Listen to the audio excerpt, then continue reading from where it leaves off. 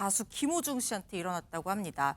이게 지난 4월에 가수 김호중 씨가 술을 마시고 사람을 친 채 그대로 도주한 이른바 음주뺑소니라고 하는데 정확하게는 위험운전 치상 등 혐의로 2년 6개월 실형을 선고를 받고 이게 대법원에서 확정이 됐거든요. 네. 그래서 김호중 씨가 서울구치소에 있다가 지난 8월에 민영교도소인 소망교도소로 이감이 됐다고 합니다. 그런데 소망교도소 소속의 한 교도관이 김호중 씨가 이렇게 이감돼서 오니까 김호중 씨를 불러서 내가 너를 소망교도소에 들어올 수 있도록 뽑아줬다, 협조를 했다. 어머나? 그랬으니 대가로 3천만 원을 달라 이렇게 돈을 요구를 했다는 거예요. 그러면서 김호중 씨한테 이런 스트레스를 주니까 김호중 씨 입장에서는 어쨌든 자신을 관리하는 교도관이잖아요. 네. 금전적인 요구를 만약에 들어주지 않으면 앞으로 내가 수감 생활하면서 이른바 찍혀서 힘들지 않을까 이런 압박감을 느꼈다는 거예요. 그래서 이걸 어떻게 할까 하다가 실제로 돈을 주지 않고 다른 교도관과의 면담에서 이러한 사실을 솔직하게 털어놨다고 합니다. 그래요?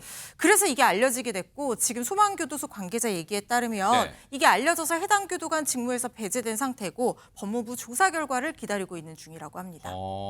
네. 소망교도소가 그런 곳이라는 거예요? 네, 맞습니다. 소망교도소가 국내 유일의 민영이 운영하는 교도소입니다. 뭐 기독교 관련, 뭐 소망 그런 것 때문에 기독교 관련이에요? 예, 맞습니다. 재단법인이 있는데 재단법인에서 이 교도소를 운영을 하는데 그 재단법인을 만든 주체가 서울의 한 대형 교회예요. 대형 교회가 주축이 돼서 재단법인 아가페라고 하는 재단법인을 만들었고 이 재단법인이 법무부로부터 교정 업무를 위탁받아 운영을 하고 있는데 시작된 게 2010년입니다. 좀 오래됐죠, 지금. 네. 2010년 12월부터 경기도 여주에 문을 열어서 운영이 되고 있는 상황이고요. 여주에 있어요? 예, 그렇습니다.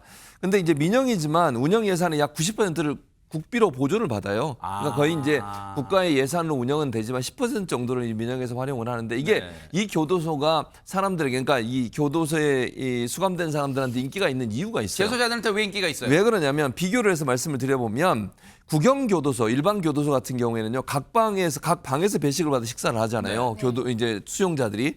그런데 소망교도소는 구내 식당에서 공동으로 식사를 해요. 가끔 미국 영화 같은 거 보면 네. 그막나 뭐 우르르 앉아서 테이블 쭉 앉아서 그렇죠. 먹잖아. 그렇게 먹는 것처럼. 그러니까 좀 더 자유롭잖아요. 아하. 두 번째, 1인당 수용 면적을 봐도요.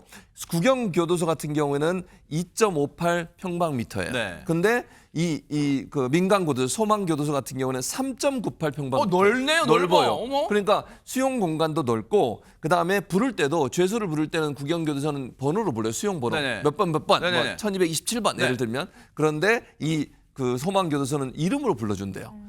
그러니까 약간 이게 교도소가 여기에 수용된 사람들은 아무래도 인간적 대우를 조금 더 받는다고 생각하는 것 같아요. 그러니까 교도소에 수감되어 있는 사람들 여기 가고 싶어 할 거 아니에요. 네. 근데 이게 정원이 400명입니다. 그러니까 아무나 올 정원이 수 있는 게 있어요? 아니에요. 예.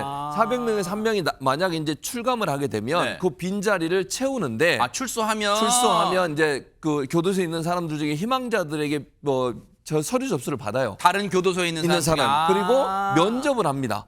면접도 예, 봐요? 면접도요. 그래서 타 교정시설의 수감자를 대상으로 서류나 면접을 거쳐 입소자를 결정하게 되는데 그래서 아까 돈을 요구한 사람이 내가 힘을 써서 네가 들어온 거야. 이렇게 얘기를 한 김호중 거예요. 씨한테. 예. 그래서 이제 자기가 어떤 혜택을 줬으니 나한테 돈을 줘라고 잘못된 요구를 한 거죠. 금전 3천만 원이나 요구했다니까 더 지금 악질 아니에요, 하정은 평론가님? 교도관이 수용자의 교화를 담당하는 바로 그 자리에 있는 그쵸? 사람인데 오히려 본인이 부패 범죄를 조장한 거잖아요. 맞아요. 말이 안 되는 것이고 재수사 입장에서는 교도관이 그런 거 요구하면 얼마나 압박이 되겠습니까? 막 그러니까요. 눈치도 보이고 정말 질이 안 좋은 건데 네. 이런 일이 발생하다 보니까 민영 교정 시설에서 관리 감독 체계가 허술한 거 아니냐 네. 이런 지적도 나오고 있습니다. 네. 근데 이 사건과 관련해서 법무부에서는 해당 교도관이 실제로 김호중 씨 선발 과정에 영향력을 행사하지 않았다. 금전이 오간 적도 없다라고 해명했습니다.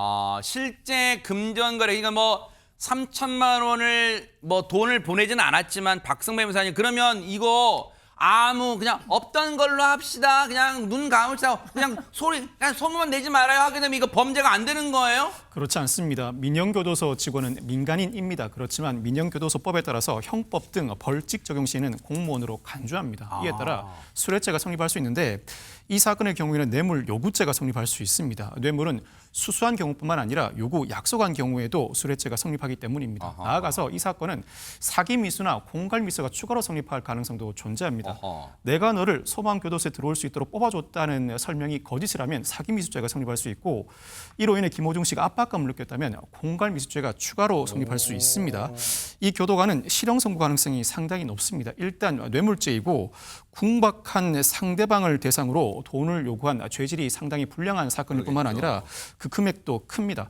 특단의 사정 변경이 없는 한 실형 선고 가능성이 상당히 높은 사안입니다.